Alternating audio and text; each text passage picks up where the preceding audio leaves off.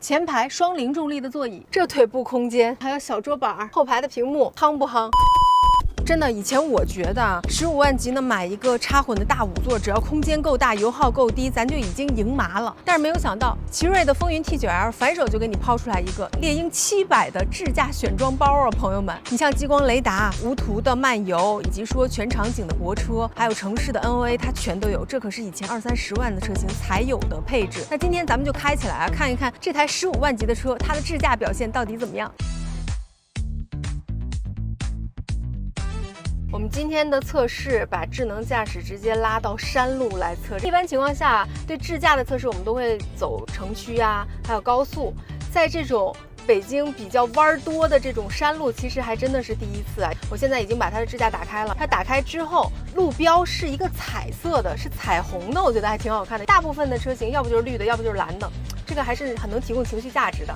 好，现在我们是在这种非常窄的小路上，然后它可以自己停下来。你看对向是有来车的，它可以贴边避让。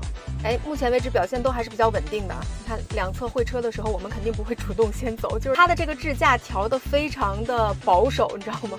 其实我们是完全可以过得去的，但是它的速度还是非常的慢。我们开始稍微加速了。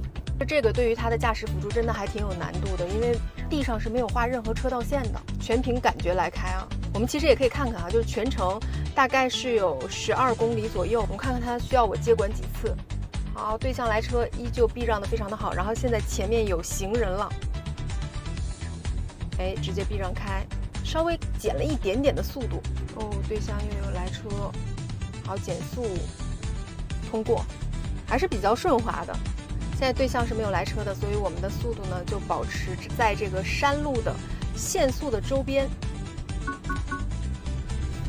导航辅助驾驶已退出。好，退出了一次，退出的原因是上面显示可能对向的车有点太快了，它前面的这个前向碰撞的辅助系统被激活了，所以退出了。OK， 我们接着再把它打开。导航辅助驾驶已激活。前面的路况又开始复杂了，路况又开始复杂了，朋友们。对向的来车，然后路边还有停的车，还有行人，看它表现的怎么样。哇，这个我们要不要走？人家让我往前走，但是我们 OK， 好，我需要接管一次。导航辅助驾驶已退出，完全是可以做到避让开前面的这个对向的来车，然后我们自己再并过去，缓慢的往前走。但是它可能就是过于保守了，所以我又接管了一次啊。来，我们再打开。导航辅助驾驶已激活。第3次。山路的限速呢，在这边标定的是每小时30公里，所以现在我们是卡着它限速来走的。但其实第2次的那个接管，我就在想，因为对向来车它有一点着急，让我赶紧过，所以我去接管了。但是车机系统并没有提示说让我去接管，我就在想，哎，如果我不接管又会是什么样呢？但是说实话，这个价位15万级的车型，它的这个智驾其实还挺超出我的预期的。哎，你看又遇到这种情况，它又不走了。我现在就不接管 ，OK， 缓慢过，可以。哎，这个表现还是可以的，就是还是速度稍微有那么一点点慢啊。不过看在这车价格的份上，我觉得这我是可以接受的。好，前面有横穿马路的行人了，我们减速。哎，这个减速我觉得做得不错啊，就是很线性。其实山路里面不用打转向的，就是因为它这个弯道都是直接顺着来的，没有说要左转还是右转。但是它的这个驾驶辅助，你会发现它有的时候会给你打个转向，这就好像是赛道里面跑的时候，你过弯的时候你打个转向一样。你看这个转向是不是打的就非常的没有必要？然后对向来车现在它已经非常熟练的通过了，我不知道它是不是在每一次的这个路程当中都会有学习的能力，所以你会觉得它后面的这几次的一个避让会更舒服一点。我刚刚发现，在方向盘左侧按键的右下角，你是可以把驾驶风格去切换的，比如说高效模式、稳健模式和标准的模式。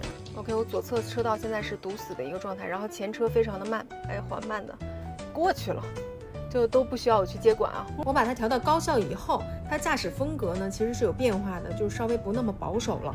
好，前面我们要到一个连续的小急弯了，这是第1个弯。你看它是不是有点太卡中线了？它应该是再贴边儿一点，然后稍微减一点速。如果对向有一个来车，它速度非常的快，我们是来不及刹车的，可能就会撞上。现在这条路呢是有划线了啊。我们现在山路已经出去了，现在是城区了。好，我们现在前面要红灯了，刹车也还是比较偏老司机的。在我们还有大概7分钟就到达目的地的时候呢，他会给你推荐目的地周围的一个停车场。我们要到目的地了。体验过后呢，其实我对它的智驾还是挺满意的，虽然有进步的空间，但是在这个价位、这个级别，其实它已经做得还不错了。而且很多朋友说，这14000块钱的智驾选装包，它到底值不值得买？我觉得14000块钱你可以雇一个终身司机，这个买卖还是比较值的。而且大家知道吗？这台车它猎鹰700，让我这个风云X3L 的车主简直羡慕哭了。